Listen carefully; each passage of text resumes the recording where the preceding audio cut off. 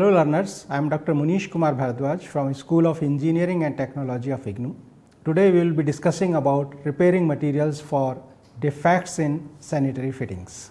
As you know, we have discussed already the defects in sanitary fittings and plumbing, and this knowledge about the repairing materials would be very much helpful in attending on to these defects. Along with the repairing materials, we shall study how the defects are attended and the steps to be taken for preventive or breakdown maintenance. Attending of defects with suitable repairing materials also require a knowledge about the materials used in plumbing system. So, we will begin our discussion with tools for repairs, because before repairing you must be aware of that what tools are used for repair work. You know that the commonly used fittings can be divided into different categories such as sanitary fittings, bath fittings, plumbing and sewer lines. The manufacturing defect cannot be repaired and the fittings are to be carefully examined during procurement, and defective fittings are rejected, because here the manufacturing defects cannot be removed by any repair. So, if there is any manufacturing defect, so those pieces or items have to be finally rejected. There may be some damage to the fittings during transportation and handling also, and a check before installation in position is also necessary, that there is no defect during transportation and handling of the items. As regards defects due to poor workmanship, the work is to be redone. Hence, we will concentrate our discussion on the defects that may occur after commissioning of the system due to continuous usage, wear and tear.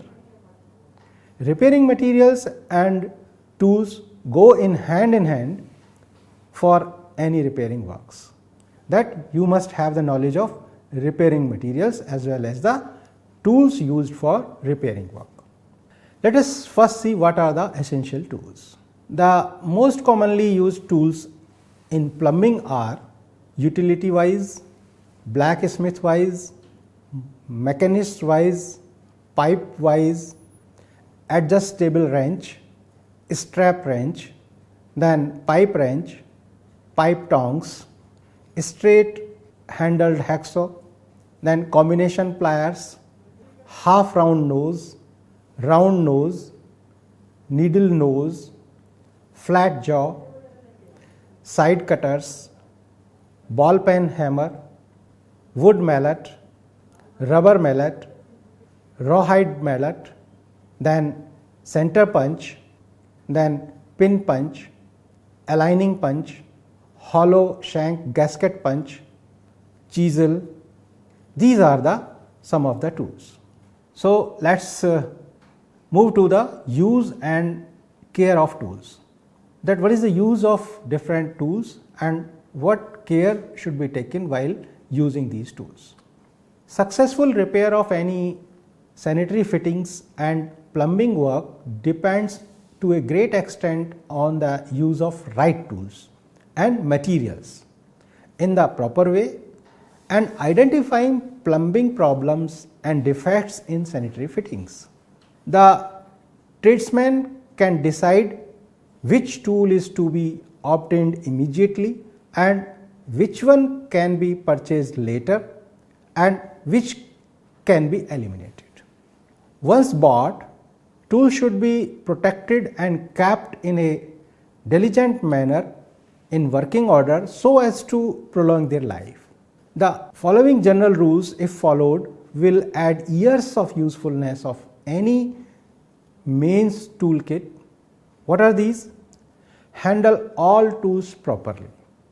Repairing or sharpening of tools should be done as soon as it is necessary. Understand a tool's function before using it, because if you don't know what is the use of the tool and if you are using for some other purpose, then you will be damaging the tool. Then prevent rust, because generally the tools are made of steel and rusting is a problem to the steel. So care should be taken that tools are not rusted. This can be done by cleaning with boiled linseed oil or plain motor oil. Protect tools in constant use with a coat of hard varnish. Also, have a toolbox or other means of carrying tools while in use. Keep tools in racks whenever they are not in use. Now let's move to repairing materials. What are different materials that are used in sanitary fittings? First is asbestos pipe wrapping. This wrapping is fireproof and does not transmit heat. It protects and insulates hot water piping and prevents anyone from being burnt by it. Then hardware. Various hardware supplies like screws, nails, gaskets, etc. find use in plumbing work. They are usually made of steel, iron or rubber. Then insulating materials. Hair and wool felt, cork, asbestos and various mineral insulators such as mica and mineral wool and polyurethane foam are used to insulate pipe systems where it is necessary to prevent loss of heat or protect occupant of the house from burns. Then lead. Lead finds several uses in plumbing. Lead pipes are common in some installations. Sheet lead is used as a waterproofer. Molten lead is often used as waterproofer. Molten lead is often used to seal joints in cast iron pipe. However, use of lead is given up now. Then another material that is used in fittings is hemp yarn. Hemp yarn is a loose stringy fiber used to pack seams and joints while caulking. It is forced into the hubs of the jointed pipe with caulking to form a seal prior to leading. There are some other materials also which are used here. What are these? Sandpaper, steel wool, sand or emery cloths. These abrasives are most frequently used to remove dust patches, to brighten copper fixtures and also to clean surfaces prior to soldering. Then sheetings, which may be of zinc, tin or lead. Sheets of zinc, tin or lead are used to make flashings which prevent water leaks and to line pipes as a protection against corrosion. Means lining is done over the pipes to protect these against the corrosion. Washers for bib taps and stopcock. A bib tap or stopcock that continues to drip after it has been turned off probably has a torn washer which no longer fits tightly with wall seat. The washer should be replaced. Then M-Seal. M-Seal is an epoxy based sealing material extensively used nowadays for arresting minor leaks in pipelines, flush tanks and other sanitary fittings and accessories. The application of M-Seal involves preparation of surface by rubbing with sandpaper or emery paper. After removal of all loose and rusty material, the M-Seal, which is composed of hardener and the base, shall be mixed in proper proportion and applied in leaking spots. After setting of the M-seal, the water supply can be restored or the sanitary fittings put into operation. Then another material which is used is white lead. White lead is used in threaded portion of GI pipes in order to make the joints watertight. Unlike M-seal, white lead cannot be used to seal holes and cracks in pipelines. Cotton threads used as packing for jointing the threaded portion and pipe specials are applied with a paste consistent white lead, and this thread is taken around the threads of pipe. The joint is sufficiently tightened and the white lead allowed to dry. After drying, water is permitted into the pipeline. Now we move to maintenance of water supply and drainage systems. What we do here? First of all, let's see what are the different factors that govern the selection of pipes. The broad-term pipe covers a variety of tubular materials which differ in size and composition. A first-hand knowledge of different pipes is useful for replacement of damaged pipe, because if you are aware of that what are different type of pipes, different type means that material as well as shape and size, then only you will be able to correctly choose a pipe for the replacement of a damaged pipe. Each kind of pipe has its purpose or is suggested as being best for a specific use. For in-house plumbing work, the most commonly used pipes are cast iron pipes, galvanized iron pipes, then galvanized steel pipes, then polyethylene pipes and unplasticized PVC pipes. Copper pipes are used particularly in hot water installations, provided water is not capable of dissolving an undue amount of copper, because there may be a situation when the water is dissolving the material of the pipe. So if such type of contaminations are there in the pipe, then copper pipe should not be used. Cast iron pipes finds their use in water pipes, soil pipes, vent pipes, sewers and traps. All these are used for fittings in water drainage and vent systems. Although iron and steel pipes are subjected to corrosion, but their strength and versatility make them suitable for structural purposes. Polyethylene and UPVC pipes are best suited for carrying hard waters and also in areas subjected to corrosion. Even for building drainage, rigid PVC pipes and fittings known as SWR pipes, meaning soil, waste and rainwater pipes.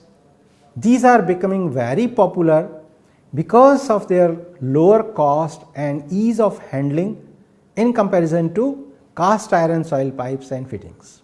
This also contributes for better aesthetics. Although air always contains oxygen and carbonic acid, perfectly dry air will not rust the iron. Moisture may be present and this may absorb the carbon dioxide, sulfur dioxide and other acidic agents from the air. These gases react with the water to form carbonic acid, sulfuric acid or other acids. Acidic water tend to attack iron or steel, while alkalis tend to check their rusting.